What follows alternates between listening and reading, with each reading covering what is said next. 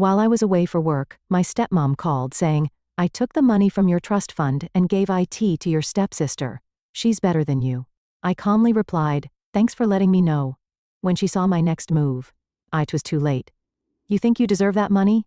That trust fund belongs to Tiffany now. She's better than you'll ever be." The words from my stepmother's phone call pierced through me like daggers. I gripped my hotel room desk, trying to steady my racing heart.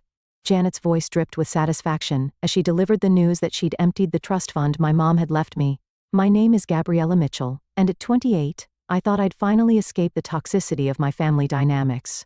I work in pharmaceutical sales, which keeps me traveling across the country most weeks. It should have been just another Tuesday in Minneapolis, preparing for tomorrow's client meeting. Instead, I was listening to Janet gloat about stealing my inheritance. "Thanks for letting me know," I replied calmly, my voice betraying none of the rage building inside me. I could almost see Janet's smug expression falter at my composed response.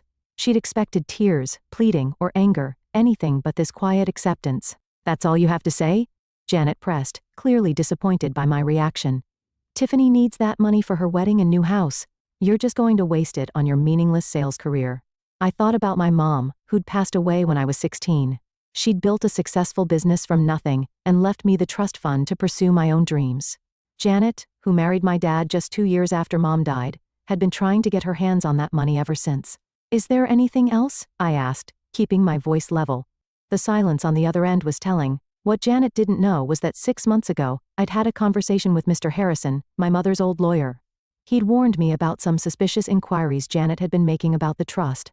Together, we'd put safeguards in place, legal protections that would make any unauthorized access not just impossible, but prosecutable. "You've always been such a disappointment," Janet spat, trying one last time to provoke me. "Your stepsister deserves this more than you ever did." I ended the call and looked out my hotel window at the Minneapolis skyline. My hands were shaking, but not from fear. Everything was documented, every call, every attempt, every manipulation. Janet had finally overplayed her hand, and I was ready. Living with Janet was like walking on eggshells. After my mom's death from cancer when I was 16, my dad seemed desperate to rebuild our family. He married Janet just 2 years later, bringing along her daughter Tiffany, who was 13 at the time. The tension was immediate and suffocating. My mom had built her pharmaceutical consulting business from scratch, working tirelessly to ensure my future was secure. The trust fund she left me wasn't just money. It was her legacy, her way of protecting me even after she was gone. But Janet saw it differently. To her, it was an unfair advantage I had over Tiffany. "Your mom wouldn't want you to be so selfish," she'd say, trying to guilt me into sharing the inheritance. "We're all family now." But we weren't family, not in the way that mattered. While my dad buried himself in work to cope with his grief, Janet systematically worked to push me to the sidelines. Tiffany became the star of our household. Every achievement, no matter how small, was celebrated lavishly. Meanwhile, my academic scholarships and business school acceptance went practically unnoticed. Janet made sure my dad only saw what she wanted him to see. The real wake-up call came during my college graduation. I'd finished top of my class, landed a prestigious job, and done it all while working part-time. My dad couldn't make it because Tiffany had a minor cold. "She needs her father right now," Janet had insisted. That's when I knew nothing would ever change unless I changed it myself. I moved out the next day and focused on building my career. The trust fund stayed untouched, not because I didn't need it, but because accessing it meant dealing with Janet's interference. Every time I visited home, she'd make snide comments about my privileged position, how Tiffany struggled without the same advantages. 6 months ago, when Mr. Harrison called to warn me about Janet's inquiries, everything clicked into place. She'd been playing a long game, waiting for the right moment to strike. But I wasn't that vulnerable 16-year-old anymore. I was my mother's daughter, and I'd learned from the best about protecting what was mine. The trust fund wasn't just about money. It represented everything my mom had worked for. Sitting in my hotel room that evening, I pulled out the small photo I always carried of her. She was smiling, confident, the kind of woman I'd always aspired to be. The trust fund was meant to be my safety net, my chance to take risks and build something of my own, just like she had. I dialed Mr. Harrison's number, my fingers steady despite the anger still coursing through me. He answered on the second ring, his voice familiar and reassuring. "Janet finally made her move," I said, cutting straight to the point. "She claims she's transferred everything to Tiffany. I was expecting this," he replied. "I got an alert about attempted access to the account this morning. Don't worry, Gabriella. The additional security measures we put in place worked exactly as planned. Every attempt was logged and documented. I let out a breath I hadn't realized I was holding. So nothing's actually been transferred? Not a penny, he confirmed. But we've got her dead to rights on attempted fraud. The documentation is bulletproof. Would you like me to proceed with the next steps? I thought about all the years of manipulation, the snide comments, the way Janet had slowly poisoned my relationship with my dad. She'd been so confident in her plan, so sure of her control over the situation, that she hadn't even considered I might be 2 steps ahead. Yes, I said firmly. It's time to end this. Send the evidence to the family lawyer and copy my dad on everything. I want him to see exactly what his wife tried to do. Consider it done, Mr. Harrison said. And Gabriella, your mother would be proud. She always said you were smarter than anyone gave you credit for. After hanging up, I opened my laptop and booked an earlier flight home. My client meeting would have to wait. I had a family matter to attend to, and this time I would be the one in control. I landed in Boston the next morning, the autumn air crisp and biting. My dad's house, the one I grew up in, looked exactly the same. But something felt different. Maybe it was me. I'd called ahead to let him know I was coming. But I hadn't mentioned Janet's phone call. Some conversations needed to happen face to face. I found them all in the living room, Dad, Janet, and Tiffany. Janet's smug smile faltered when she saw me walk in, replaced by confusion at my calm demeanor. Gabriella, my dad started looking concerned. I didn't expect you until later. Is everything okay? Actually, Dad, we need to talk. I pulled out my phone and the file Mr. Harrison had sent over. Yesterday, Janet called to tell me she'd emptied my trust fund and given everything to Tiffany. I thought you should see exactly what happened. Janet's face went pale. I was just trying to help Tiffany. Don't. My voice was steel. Every attempt you made to access the account was documented. Every call, every forged signature, every manipulation. It's all here. I handed my dad the file. His hands shook as he read through the papers, his expression darkening with each page. Janet, what did you do? His voice was barely a whisper. She's lying. Tiffany jumped in, her face red. She's always been jealous of me. I pulled out another document, the complete trust fund statement. The money's still there, safe and untouched. Janet's attempts to transfer it failed because I was warned about her plans months ago. I took precautions. Precautions? Janet spat. You set me up. No, I replied calmly. I protected what was mine, just like my mom taught me to do. The silence in the room was deafening as my dad read through each document. Every manipulative email Janet had sent to the bank, every forged signature attempt, every calculated move she'd made to steal my inheritance. It was all there in black and white. I did this for our family, Janet protested, but her voice wavered. Tiffany needed stop. My dad's voice cracked. Just stop, Janet. These documents, you tried to forge my signature. You lied to the bank. He looked up at me, his eyes filled with a pain I hadn't seen since my mom died. Gabriella, I had no idea. Of course you didn't, I said softly. Janet made sure of that. Mr. Harrison had organized everything chronologically, showing years of Janet's attempts to undermine my relationship with my father, all while trying to get her hands on my trust fund. The latest documents showed her failed attempt to transfer the money, along with her subsequent angry calls to the bank. This is ridiculous. Tiffany jumped up, her face red. Mom was just trying to make things fair. Gabriella's always had everything handed to her. I turned to my stepsister, feeling a mix of pity and frustration. Handed to me? I worked through college, built my career from scratch, and never touched that trust fund.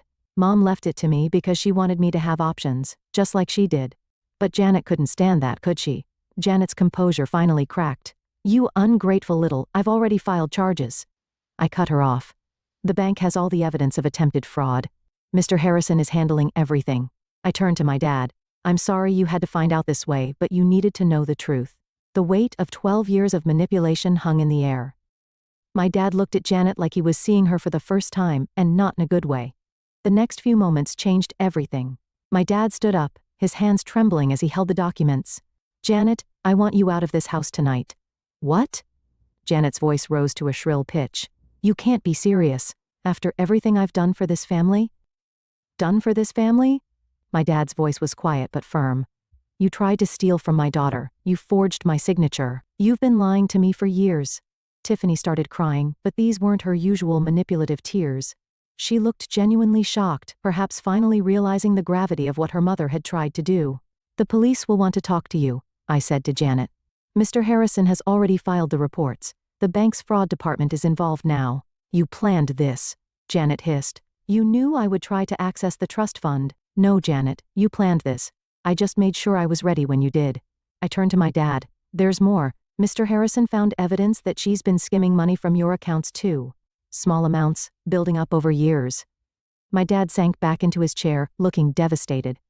I felt a pang of guilt for causing him pain, but he needed to know the truth.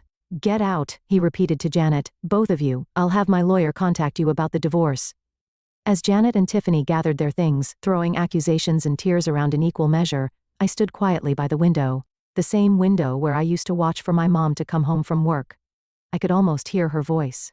Always be prepared, sweetheart, and never let anyone take what's rightfully yours. In the weeks that followed, my dad and I had some long overdue conversations. We sat in the kitchen one evening, the same kitchen where my mom used to help me with my homework, and really talked for the first time in years. I failed you, he said, staring into his coffee cup. After your mom died, I was so focused on not being alone that I didn't see what was happening right in front of me. We both made mistakes, I admitted. I could have told you sooner about Janet's behavior, but I wanted proof first. I needed you to see it for yourself. The legal proceedings moved quickly. Janet faced charges of attempted fraud and financial exploitation. She tried to paint herself as a victim, claiming she was only trying to equalize things between me and Tiffany, but the evidence was overwhelming. The bank's documentation showed years of calculated attempts to access my trust fund. Tiffany reached out to me via email, claiming she hadn't known about her mother's plans. I wasn't sure I believed her, but I understood she was struggling with her own revelations about her mother's true nature.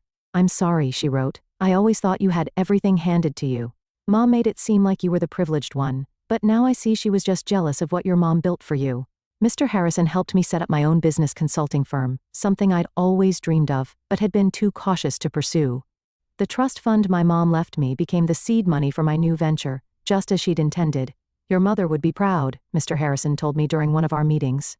She always said you had her business sense and your father's heart. She knew you'd do great things when you were ready. Dad started coming by my office for lunch every week. Sometimes we talked about Mom, sharing memories that Janet had made it uncomfortable to discuss for so many years. Other times, we talked about the future. He was finally starting to look like himself again, the dad I remembered from before Mom got sick. You know what your mom used to say about you? He asked one day. She said you were like a diamond. Pressure just made you stronger. Life took on a new rhythm. My consulting firm grew quickly, attracting clients who appreciated my direct approach and industry knowledge. I hired a small team, including Sarah, a brilliant analyst who reminded me of my mom. Same drive, same determination to prove herself. Janet's trial ended with a plea deal.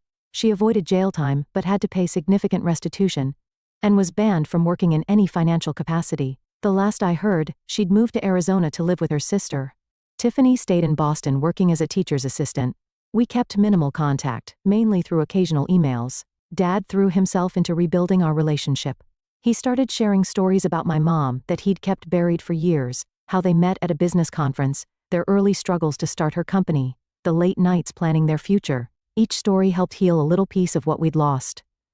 One evening, as we sorted through old photos in the attic, we found Mom's business journal.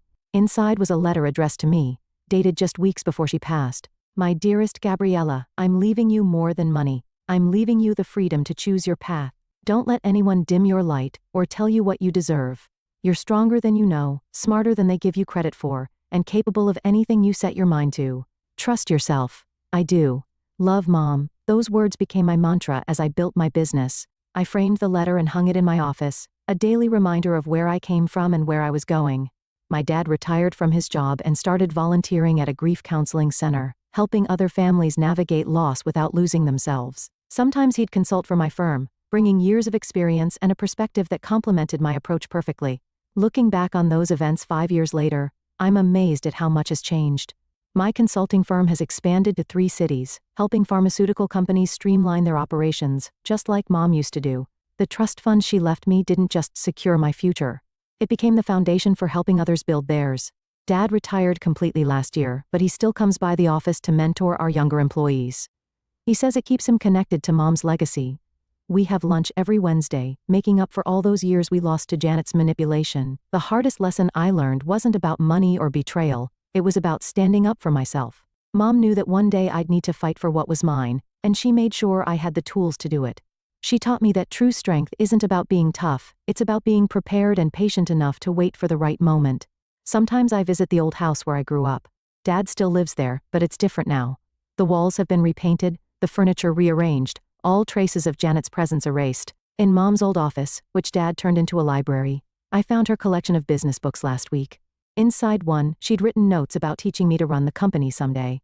I never got that chance with her, but I'm building something of my own now. Every decision I make in my business carries echoes of her wisdom. The trust fund she left me wasn't just about money, it was about believing in myself enough to stand my ground when others tried to take what was mine. Janet's attempt to steal my inheritance taught me something valuable. Sometimes people show you exactly who they are, and the best response is to be prepared. I'm grateful now for those difficult years because they shaped me into someone my mom would be proud of. Someone who doesn't just survive challenges, but grows stronger from them. The family photo albums have been reorganized, keeping the memories that matter. On my desk at work sits my favorite picture, Mom and me at her office, both of us laughing about something long forgotten. It reminds me daily that while some people try to tear you down, others build you up in ways that last a lifetime. On the anniversary of my mother's passing, my father and I visited her grave together. We brought fresh flowers from her favorite garden, a tradition we had started that year. Standing there, I shared with him the letter I'd found in her journal. He read it silently, his hands trembling slightly as he held the worn paper. "She was always thinking ahead," he said softly, his voice thick with emotion. "Even when she was fighting for her own life, she was fighting for yours too." In that moment, I realized that every step I had taken to protect her legacy, every choice to stand firm, every decision to build something meaningful was her final gift to me. "She would be so proud of you," Dad said, placing a hand on my shoulder. "And I couldn't be prouder to call you my daughter." Together, we stood in quiet reflection, knowing that while some wounds never fully heal, love and resilience have the power to transform even the deepest scars into strength.